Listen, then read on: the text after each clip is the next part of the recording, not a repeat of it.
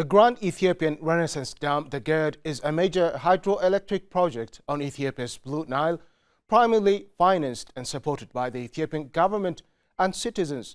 It aims to boost Ethiopia's electricity production, economic growth and energy independence, serving as a symbol of national development. Ethiopia is getting ready to officially commission the Grand Renaissance Dam in the coming months, indicating that Africa's biggest hydropower project is close to completion. In today's roundup, we explore the GERD's implications for the region. I'm your host, Gamachisa Mandida, joined by my colleagues Getnet Shankute, Barakat Sisai and Zelalem Ibeltal. Gentlemen, welcome to our program.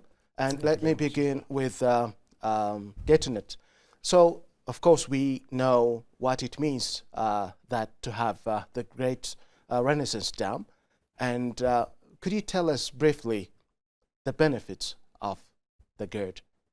Ethiopia has already disclosed, the completion of the Grand Ethiopian Renaissance Dam, which is being built on the Nile River. It's a great detachment. It's a great success for Ethiopia and even at the continental level for the African people. So this great Grand Ethiopian Renaissance Dam is anticipated to foster an economic growth, especially for Ethiopia, by giving adequate electric supply for the nation. There is a lot of aspiration as a nation for Ethiopia to accelerate its economy, and it requires, especially in the industry sector, a huge supply of energy. So the Grand Ethiopian Renaissance Dam is anticipated to bring and supply this energy. So to say this, and I would like to also give some context what the Ethiopian Grand Renaissance Dam mean for Ethiopians, especially for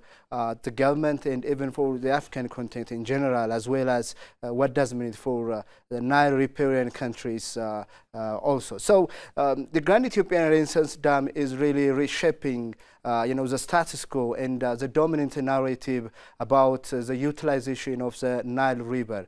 It also asserts Ethiopia's legitimate and sovereignty right to utilize its own water resource, because Ethiopia as a country, as an upper riparian country, is contributing a lot for the Nile River, because 85% of the Nile River water is originated from the Ethiopian highlands. So it has a great contribution by itself for the sustainability of the water itself.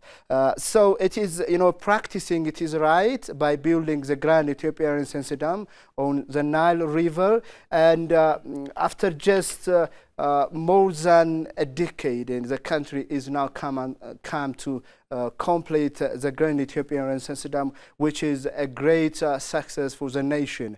And so coming to your question, it's expected this dam will give tremendous electric supply for its future development, especially to beyond its demand. It would probably give some energy for the neighboring country. Significant amount of people, significant population have still facing from a shortage of energy, and they are using traditional approaches to have access to energy like charcoal and other energy. So this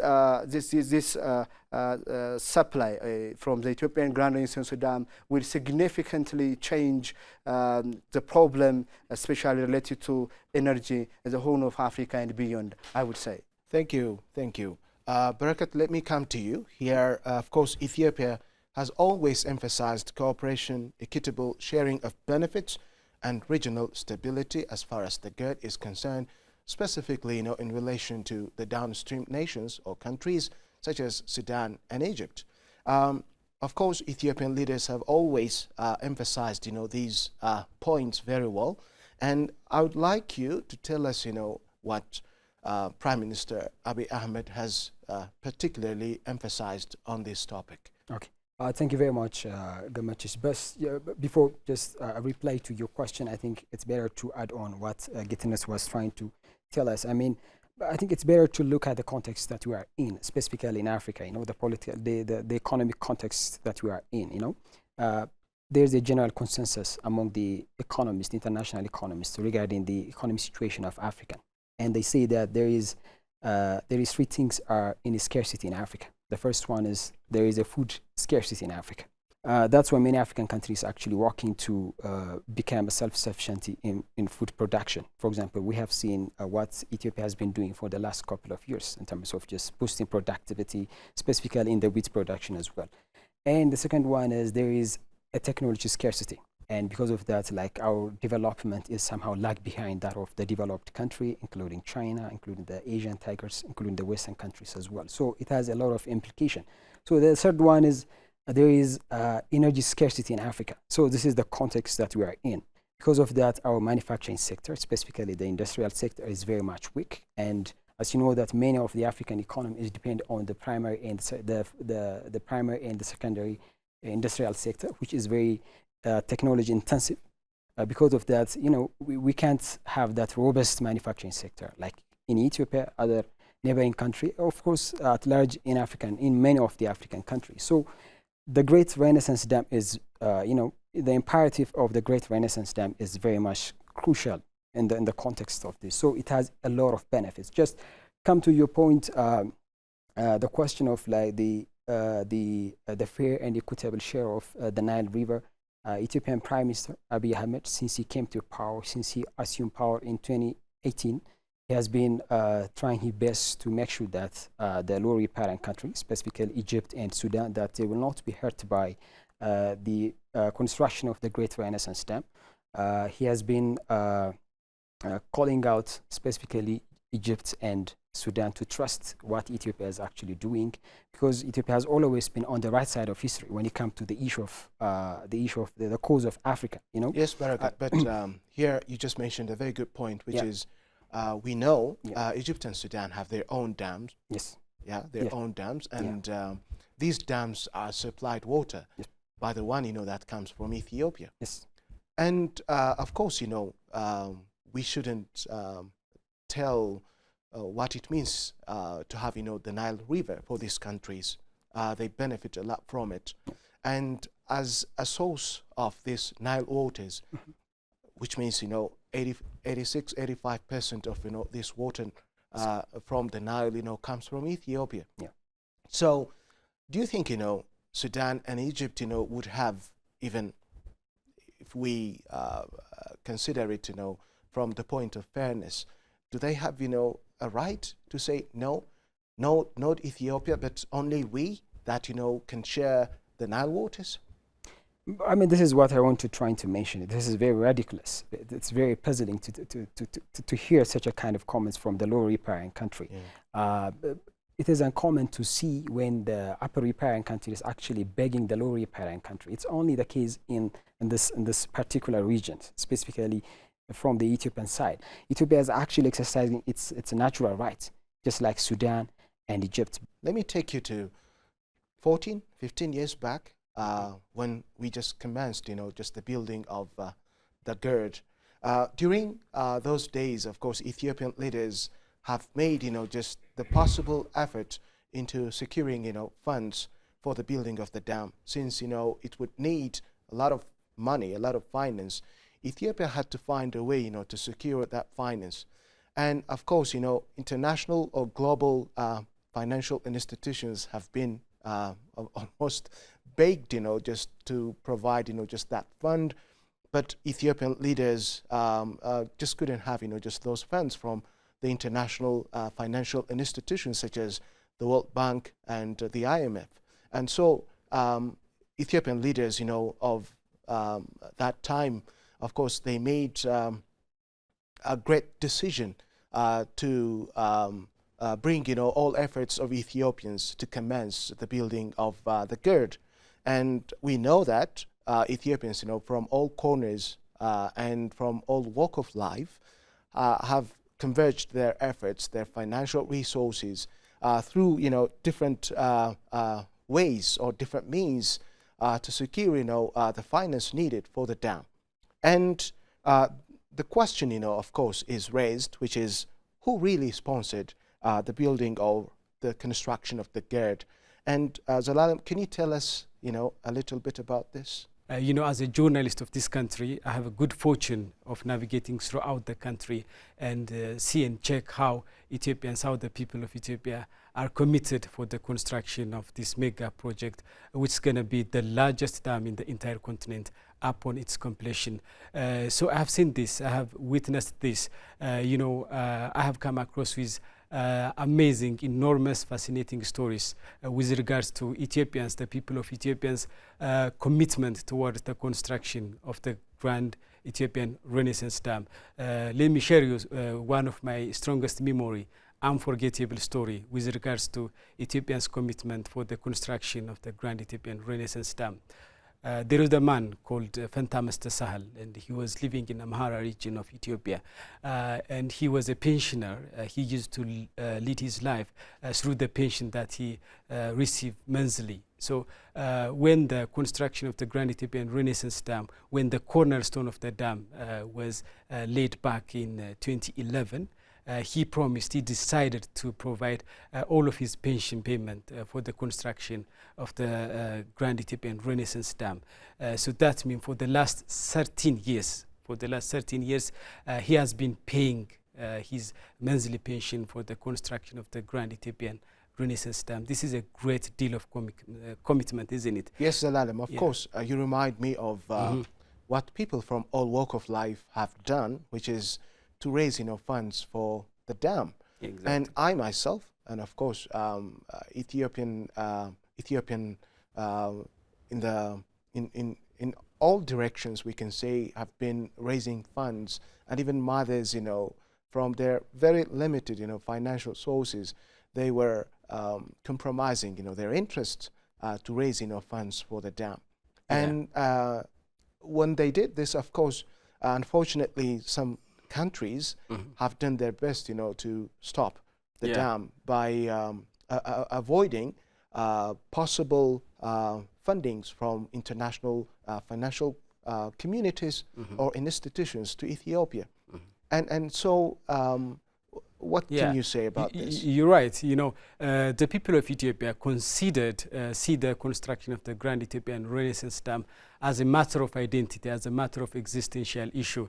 The Grand Ethiopian Renaissance Dam, like I said in the beginning, is in the minds and hearts of Ethiopians. The construction of the dam was long before in the minds of Ethiopians, some centuries ago. So when the cornerstone for the construction of the dam was laid back in 2011, every Ethiopians from every walk of life showed their unwavering commitment for the construction of the dam. So that pensioner was one example. The story of Fentamas Sahel was one story, but there are enormous Ethiopians who demonstrated their commitment for the construction of the dam. Like you rightly said, Gamach, every people from every walk of life, students, financially supported the dam, beginning from hundreds to thousands and to millions Ethiopians supported the dam. Farmers supported, pastoralists supported, business people supported, government officials supported. I supported the construction of the dam. I'm a journalist, but as a proud citizen of this country, I provided my 4 months' salary for the construction of the dam. Every people in my age, beyond my age and below my age, everyone, almost everyone, provided financial support for the construction of the dam. Not only Ethiopians residing here, Ethiopians residing in different parts of the world as well. Millions of Ethiopians are residing in various parts of the world. Those Ethiopians are also providing their financial support for the construction of the dam. Ethiopian diaspora in the United States, in the United Kingdom, in France, Italy, Germany, and many more countries. Ethiopians in Saudi Arabia, Qatar, Dubai, South Africa, from all corners of the world have provided financial support for the construction of the dam. Yes, Zelalem, of course, the GERD has brought Ethiopians from everywhere, despite the fact that they might have varying positions. Regardless of the difference in income, regardless of difference in politics, geography, in any Yes. context Yes. they have demonstrated. So, yeah, this is, Yeah. something that brings Ethiopians together. Yeah, that's why yes. we say it's flagship project. Exactly, Yeah. it is. Getting it, I just want to ask you how Ethiopia plans to ensure water security and energy independence. Yeah, exactly. So Ethiopia has a tremendous initiative to ensure it is energy security, the area of hydropower and other source of energy inputs like wind and geothermals.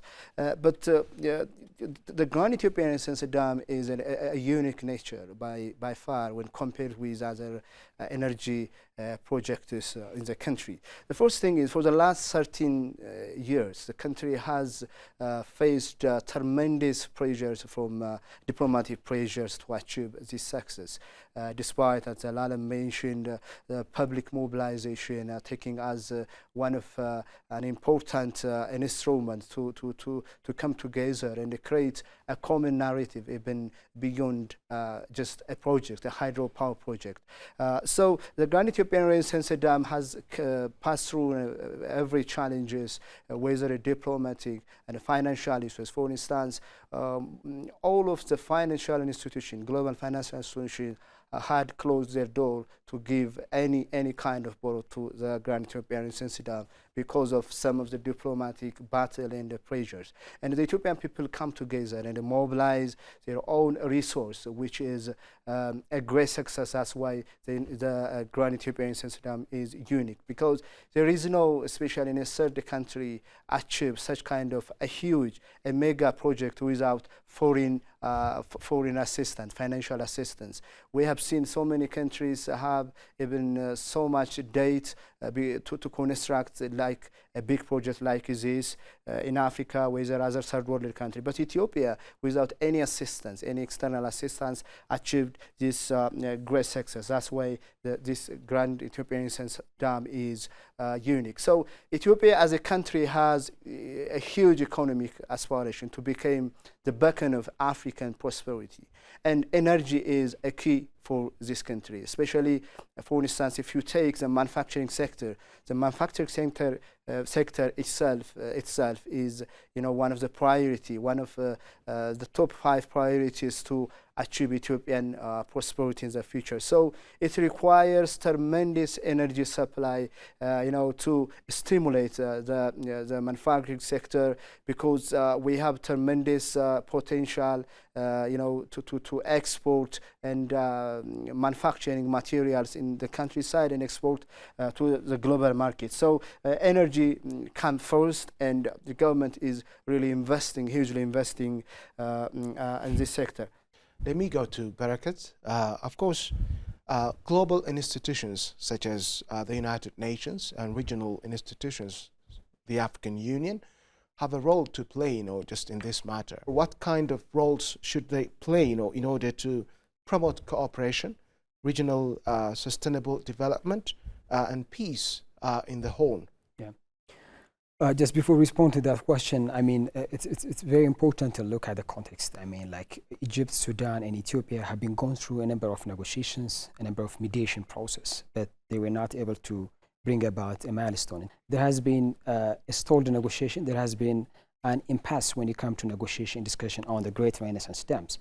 But like when you look at the flip side of this negotiation, I think for me, the issue is particularly important for the 3 countries. So without the involvement of any third party, the 3 countries should find a way to solve some of the predicaments, some of the impediments regarding the Great Renaissance Dam. But if things are actually out of their control, they should invite any neutral third parties to come together, to bring them together and to find some common ground for their disagreements.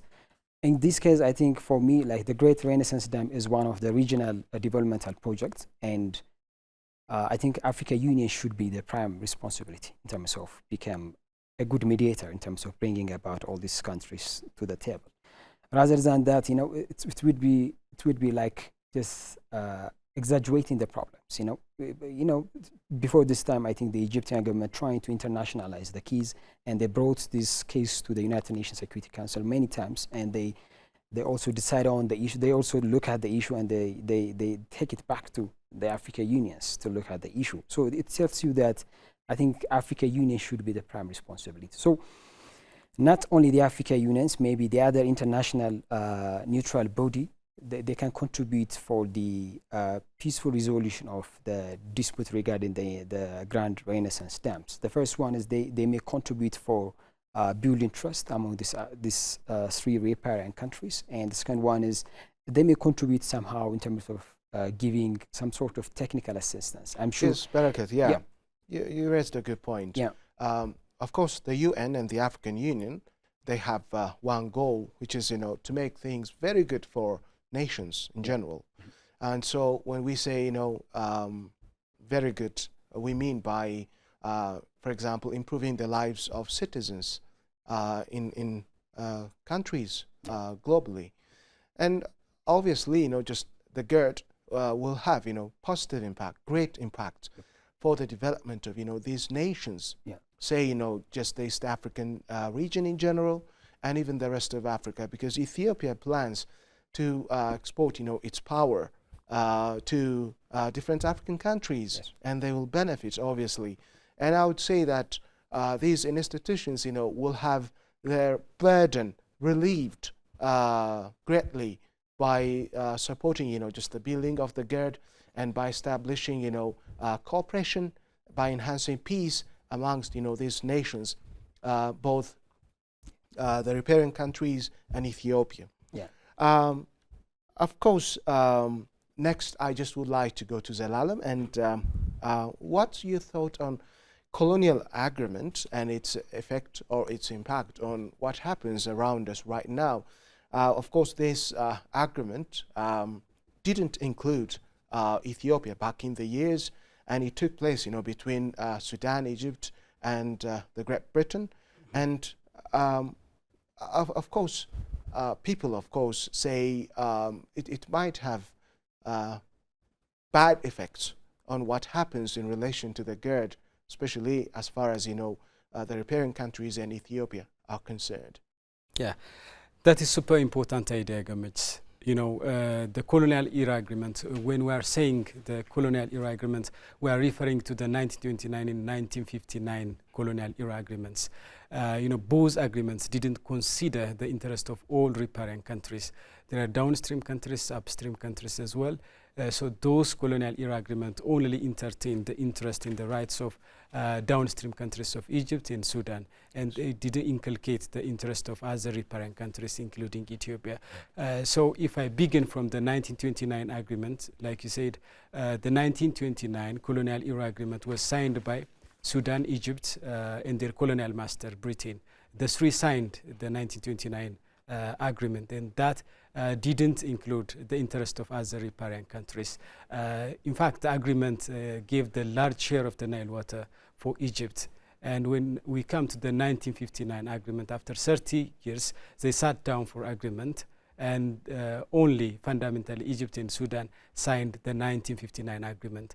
So the 1959 agreement was the same, pretty much the same with the 1929 agreement, in the sense that it didn't consider the rights of other riparian countries. So especially Egypt wants to pull Ethiopia to that agreement. Yeah.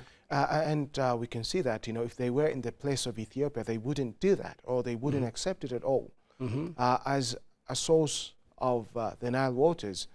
If it were Egypt, do you think, just it would allow other countries, to stop, the GERD, for example, or to make use of, to utilize, the Nile waters in general? Yeah, the puzzling thing is, Nile has two major tributaries called the White Nile and the Blue Nile. So 85% of the source of the Nile is the Blue Nile, and the Blue Nile originated from Ethiopia. So both Colonial Era Agreement, the 1929 and the 1959 agreement, didn't include 85% of the source of the Nile, which is Ethiopia. That's why Ethiopia is not abided by those Colonial Era Agreement. Ethiopia said loud and clear that those Colonial Era Agreement are old-fashioned agreement, old-fashioned ideas. The thing is, some officials from Egypt and some entities are discussing with their Ethiopian counterparts, with Ethiopian officials, in the mind setup of those Colonial Era Agreement. Nile is the longest river in the world, And Nile passed through 11 African countries, you know, like Burundi, Tanzania, Uganda, and other riparian countries. And these upper riparian countries are not included in those agreements. That's why the upper riparian countries are looking for a way, looking for a mechanism to utilize the Nile water in fair and equitable manner. But Zelalem, well, one thing is important here, which is, of course, everyone has concern, yeah? And if you ask them, you know, their concern, they just give you details, and both Ethiopia and the rest of, you know, just these nations who benefit from just the Nile River. But one thing that we need to ask is, you know, how is it possible that, you know, the concerns of these parties, you know, can be addressed? Yeah, that's critically important. You know, everyone might have a concern. That's not a bad thing. But that concern, that issue must be entertained in the sense of cooperation, in the sense of brotherhood. You know, one thing that both the upstream countries and downstream countries of the Nile need to understand is that all countries are children of the Nile. So Nile should be taken as, you know, a source of cooperation, a source of brotherhood, a source of prosperity, a source of unity. Nile shouldn't be taken as a source of division, a source of controversy, and a source of conflict. That's very much important. So to understand each other, to reach an agreement, to work together, they need to listen to each other. They need to listen to each other. They need to wholeheartedly listen to each other. For example, Gamachis, you are raising question to me. If I don't listen to your question, I'm going to repeat the same response time and again, over and over. And in the same way, if you don't listen to my response, you're going to raise the same question over and over again. So what is happening there between and among countries of the Nile is this. You know, they don't listen to each other. A pragmatic approach to the situation needs to be there. Super important. Yes. The Egyptian and the Sudan still, they're referring about, as Zelalem was trying to mention, the 1929, the 1959 agreement. Yes. So they have some sort of intransigency. You know, they are actually stubborn to that idea. They still stick to that idea. So because of that, you know, they don't try to look at, you know, some of the story like behind, you know, behind the scene. You know, they don't really want to see from Ethiopia's position. And as you know, that as I've tried to mention, Ethiopia has always been on the right side of the history. Ethiopia have never been adversarial to its neighboring countries. At the same time, it has never been on adversarial to other African countries as well. As you know, that Ethiopia has contributed much for the development and for the strength of Pan-Africanism in Ethiopia, in Africa. At the same time, Ethiopia also contributed for the liberation of many of African countries. As you remember, like Madiba was here, yes, actually gaining some support. Ethiopia also contributed for the fight against Rhodesia in Mozambique, or in Zimbabwe as well. And for many of like the cause related to Africa actually supported by Ethiopia. So Ethiopia is one of the countries that you can fully trust it. So the Great Renaissance, the Great Renaissance Dam should be looked at from this perspective, I think. Yes, do you have anything to add? Yeah, sure. So Ethiopia is consistent throughout its negotiation process for the last 13 years, and the country is really firm about the cooperation and equitable utilization of the Nile River. The country does not have a single incident to say, I have a great share for the Nile River, so I have to control this water. It doesn't say in any incident. So the country is just calling for, especially the riparian countries, to have equal and equitable water share. Ethiopia, as Barakat said, that it has a legacy for African people and for African continent to show solidarity and contribute its fair share for strong Africans. So in this modern time, the country is still continuing and pushing to have a fair share and equal development around the region. So the solution is to come together and create cooperation to use this water. For instance, the Grand Ethiopian Dam is not just stopping the Nile water. It's for the energy and generating energy, and the water circulated and then flow to the downstream countries. Even it's very important to avoid flood. For instance, and every year Egypt and Sudan have been facing tremendous challenges because of flood. Gentlemen, I think time limits us here, and thank you very much for your insights on the GERD. Viewers, thank you very much for watching our program, and today's program ends right here. Next time we'll come up with new editions, new discussions. Till then, goodbye.